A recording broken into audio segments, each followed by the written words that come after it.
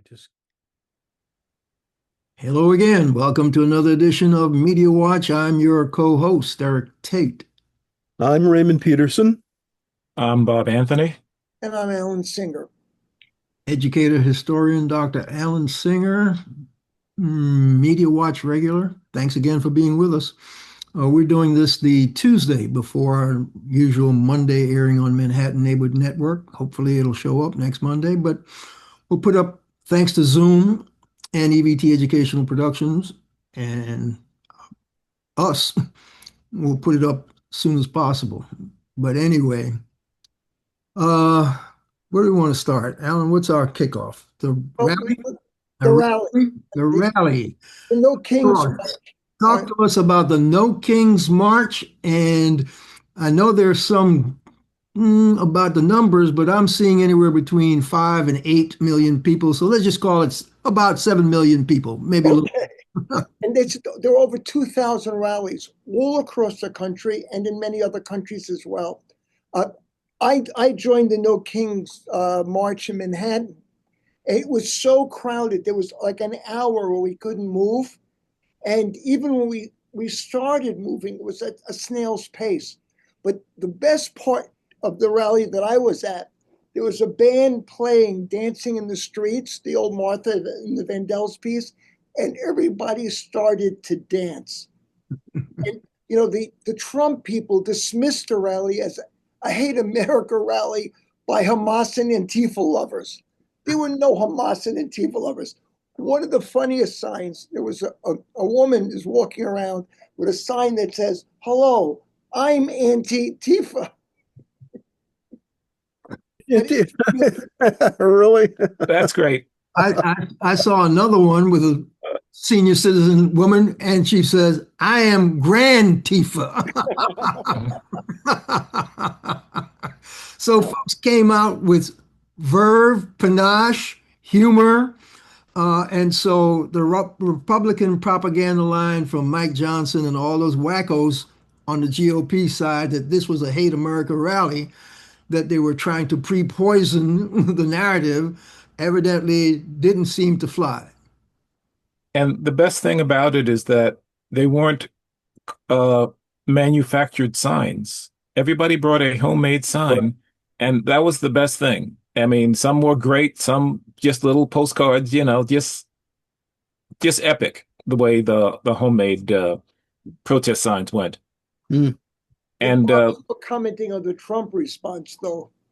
yeah, unfortunately, Trump responded the way he usually does, without a brain, without much soul.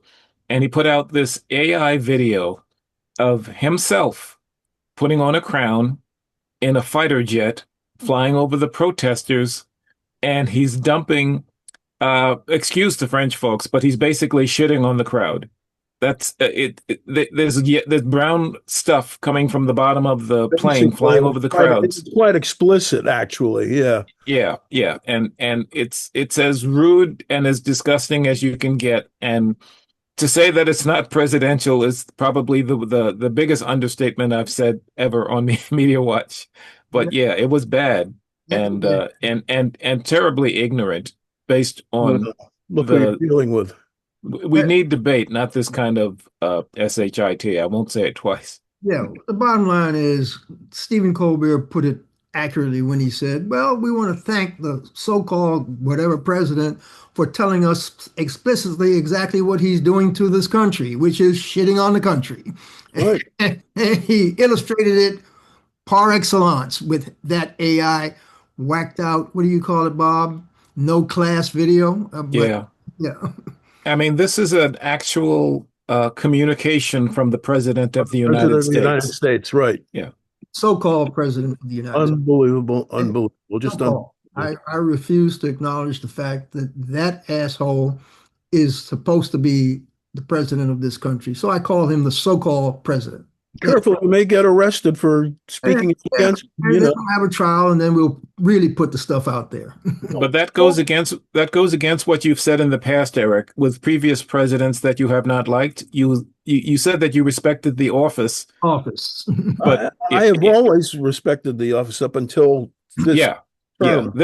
this guy makes it difficult to I respect the. even shook Richard Nixon's hand because I had that much respect for the office of the presidency. Did you wash your hand after? Because I respected the office of the presidency, I shook Richard Nixon's hand. I also did an interview with him when he was out of office when Jimmy Carter got elected. That's another story. But I shook his hand because of respect for the office. Yeah. I would never shake Donald Trump's hand.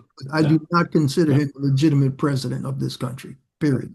Paul Krugman, who's liberal guy, but not a radical guy, he's been writing that Donald Trump has lost grip on reality. And part of the problem is that the people he's appointed to positions don't tell him that what's going on, that he's off. One of the things that Krugman commented on is that Blondie, the attorney general, who's appointed because she's a blonde and would look good on Fox News, she did not believe that there was evidence to indict James Comey, but she couldn't tell him because he would have fired her. Right. Yeah. Okay, so that brings us to Ray. Your thing about the DOJ whistleblower. What was that story you texted us about this whistleblower? I forgot the guy's name, and it's okay because I couldn't pronounce it anyhow. But yeah, he said he has witnessed personally obfuscation of the law, his co-workers lying in court and just ignoring court orders, and he's quite explicit about it. No bones. He made no bones about it.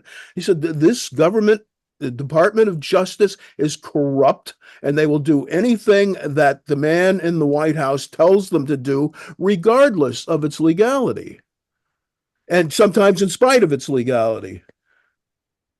And unfortunately, it means we're losing career talent. Oh, yeah, that's the other thing. The people who actually are in a position that might be able to do something because of their integrity, they're walking away. Everybody else is a sycophant. You're talking about an administration that doesn't care anything about the rule of law or freedom of the press, which brings us to Pete Hegseth, the so-called Secretary of Defense, who wants to be called the Secretary of War, who, when the journalists came in and sat in the room and listened to his clown show with the other clown, looked stone-faced and totally nonplussed about why am I here? But anyway, the latest from Hegseth is this mandate that press people have to sign this 33-page. How many pages was this? The press pass used to be one page. It was a one-pager, yeah. A 32 or 33-page document they want the reporters to sign. Bob, what was the result of that? The new document basically puts all sorts of limitations that weren't there before on how the press can walk around the Pentagon, talk to people at the Pentagon. And if you did talk to people at the Pentagon about unclassified information and wanted to write about it, he needed to clear it. It had to be cleared. So I'm proud to say that the journalists decided to turn in their press credentials and walk the hell out of the Pentagon en masse, just to show in this country we have freedom of the press, not what this new crazy document says. Don't know. Pete Hegseth is not a constitutional scholar, and he kind of proved it that day. I'm proud to see that the press walked out.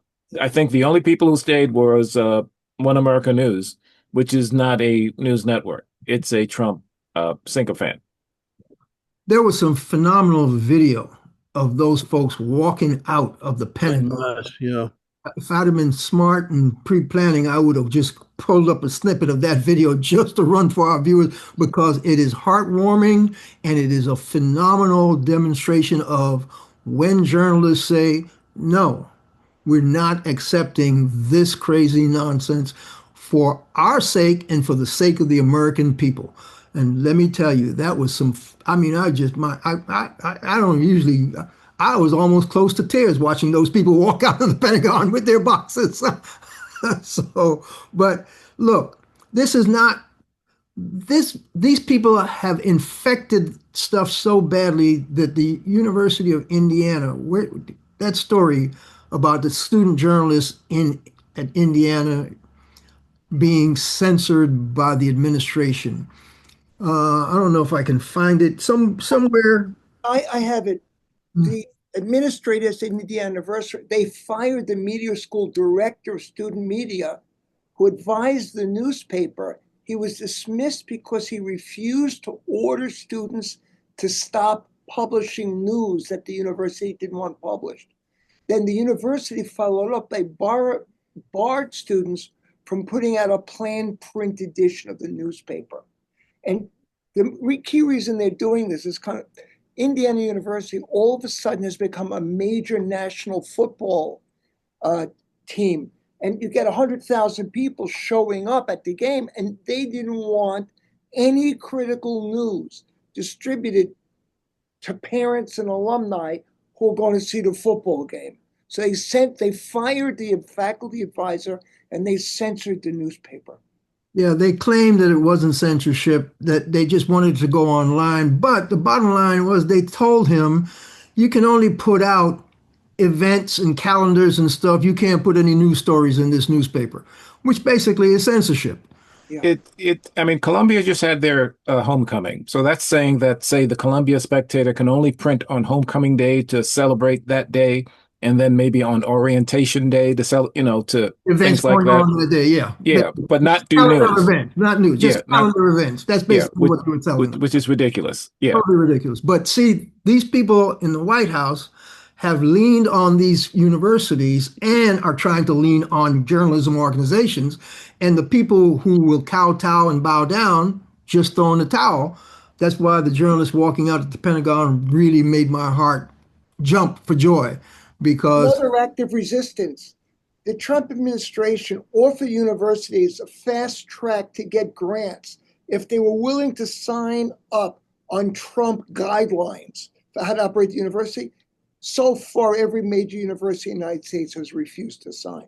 So we're getting institutions like the journalists, like the universities, who are finally saying no.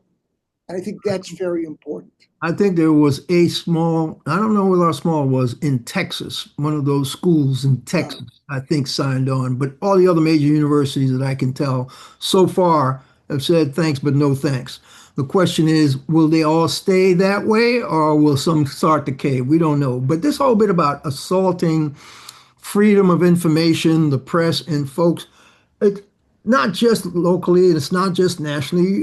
The story that I want us to touch on is an opinion piece that was written by Marsha Gessen in the New York Times, where she was actually profiling the UN Rapporteur for the Palestinian territories and the occupation of the Palestinian territories.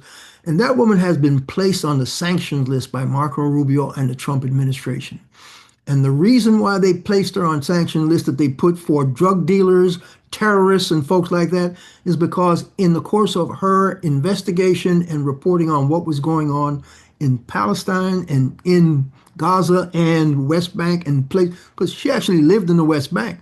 So she was privy to this stuff. It wasn't like she just flew in. And so when she reported to the UN, this is going on, that's going on, this is going on, they started investigating Israeli officials about bringing charges against them for committing certain crimes. And because they were investigating these Israeli officials, our government had decided they're going to sanction her. That's how bad things have gotten by this country. They've sanctioned Palestinian organizations that were helping the ICC, the International Criminal Court, in their investigation of what was happening in Gaza and the Palestine.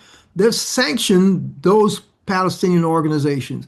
So this country has totally, and the gist of the piece was the country that actually cemented the Nuremberg investigation of the Nazis, the United States of America, is now siding with people who are acting like the Nazis and trying to prosecute people who are investigating those crimes. That was the thrust of the piece. It's just unbelievable how far, how low this government and this country has fallen. I don't know. That's my soapbox. That's my opinion. You guys can pick it up. Eric, we should give another shout out to the New York Times, by the way. over the years, I've had my issues with them. But last Sunday, the Times Magazine did a feature on Zoran Mandani, who's running for mayor of New York. Mm-hmm. Early voting we're coming out Monday. Early voting, when we come out, has already started. Election day is Tuesday the 4th. And what they did is they normalized someone that Donald Trump has been attacking as a left-wing crazy. And I just thought it was a very important piece to show New Yorkers and really show the world that this is a man of integrity, a man of vision, a man of ideas, who was trying to invest in the city, not destroy it. Mm-hmm. So I didn't get around to reading it, but I saw that cover. It was an amazing cover. I know if I tried to hold it up, the AI is not going to make it work properly, so I won't bother trying to do that. But I haven't gotten around to reading it. But it's interestingly enough, as you said, I've had many a dispute, or I don't want to say dispute, but many a bone to pick with the New York Times. They didn't support Earl Caldwell when the Rehnquist Justice Department was trying to investigate him and trying to throw him into prison and whatever. Just by way of explanation, a noted columnist, Earl Caldwell. Yes. But go ahead. A black reporter slash columnist, Yes. Earl Caldwell, who had been pretty close to doing profiles on the Black Panther back in the day. And so Rehnquist and the FBI were all trying to, well, they embedded Panthers anyway, but they wanted to bring him in because he refused to reveal any of his sources. Times did not back him like they backed, who was it, Judith Miller or whomever. They backed a whole bunch of white reporters. They didn't back Earl Caldwell. And of course, we've had all kinds of bones to pick with how they cover black and brown communities over the years. But give credit where credit is due. They do have a platform that people like Masha Gessen and other folk, Paul Friedman, other folk who actually can use that platform or have used that platform to get accurate information out to people.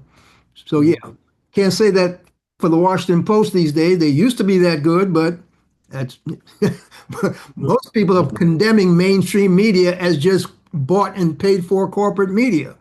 So yeah, and we have actually called them out on Media Watch on more than one occasion. But Yeah, I mean cover.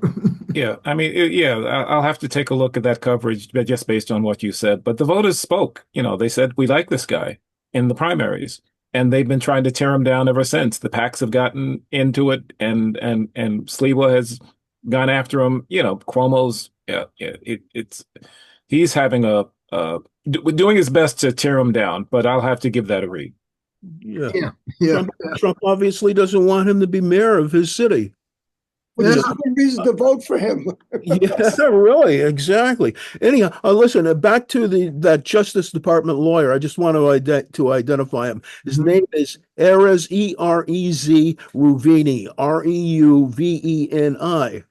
And actually, he was in Trump's first term and successfully argued Trump's immigration policies at the time. Apparently, so much so that he was promoted during the second term. So he's calling them out for violations and totally destruction of the rule of law. Exactly. But guess what? The guy, so-called president, who pardoned the January 6th rioters, just turned around and pardoned this George Santos. Okay, yeah. So why did he pardon George Santos? He called him a quote rogue, but he voted Republican all the time. So yeah, that's exactly what he said. Yeah. Alan, look, historically, this pardon process is whatever, but this is look. George Santos getting pardoned is just almost as bad as the January 6 people. The January 6 people were worse because these were people who, whether you want to call them insurrectionists, they attacked the United States. They were insurrectionists. With violence, yes. Responsible for the death of police. Mm-hmm. That's right. That was outrageous. Someone forgets the policeman died as a result of that attack. You have an update on that. Like some people got beat up. Some people died as a result. What's your update on that January 6th prosecution? One of those who just got pardoned. Yes, one of the guys who got pardoned was arrested just today, or maybe it was yesterday, because he issued death threats against Hakeem Jeffries, who was the Democratic Party leader in the House of Representatives. Yeah, right. I mean, some of these people are dangerous, and Trump put them back out on the street. So, Sandhouse is a joke, but these people are dangerous people. And so there's been some recidivism there also. Some of them, as the man that you just mentioned, others have also been rearrested for other crimes. that is I don't true. know what the number is. That is true. I want to circle back to this violation of the rule of law and or the norms of political behavior, et cetera, et cetera. The two stories that are related, the young Republicans and their racist, homophobic tweets, and the AG candidate, former AG or current AG who's running for office in Virginia, the Democrat. This is the guy who's had an egregious statement back a few years back about somebody in the Republican Party deserved 2 bullets to the head, or he was conflating them. Anybody can quote who he is and what his actual statement was? Because, I mean, I don't want to dwell on this guy because the 2,900 tweets from the young Republicans were equally as egregious and racist and homophobic to the point where one of the Vermont.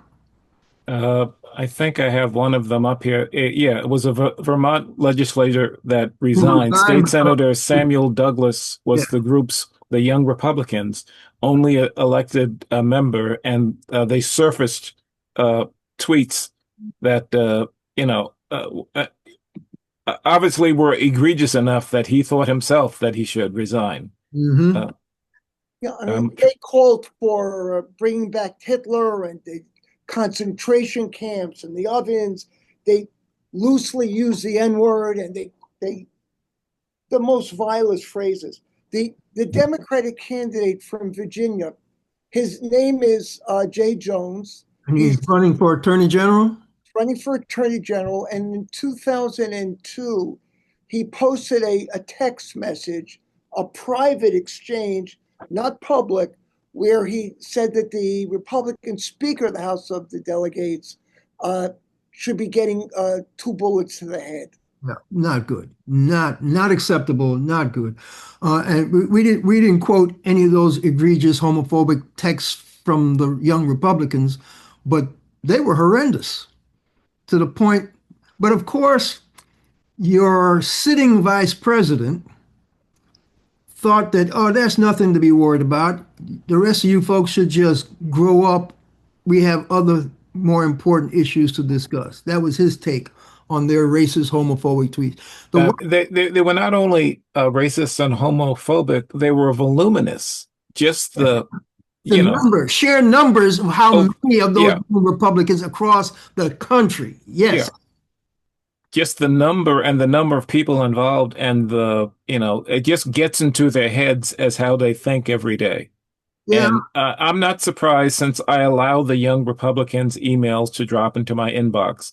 And based on some of their emails, this frankly does not surprise me. Yeah, doesn't surprise me either, unfortunately. I don't know how much time we have left, but I can tell you that 4 minutes. Go ahead. Okay, I can tell you that the fact that the vice president will call those racist things of no note, and the so-called president would put out an AI video defecating, to use Bob's phrase, on the country, speaks to the fact that what used to be a political party that was founded in the interest of the best interest of the country has degenerated into, I have no idea what you could call them. Alan, you're a historian. What would we name this particular GOP party in its iteration today? This is the thing. It's coming from the top. Trump wants to give priority to white asylum seekers from countries like South Africa because they are better able to assimilate into the United States. Now, this kind of crap has gone on repeatedly in American history. In the 1920s, the United States passed immigration quotas to keep out Eastern and Southern Europeans. Mhm. What they argued was that Jews and Southern Italians were undesirable and could never be assimilated. That was in the 1920s.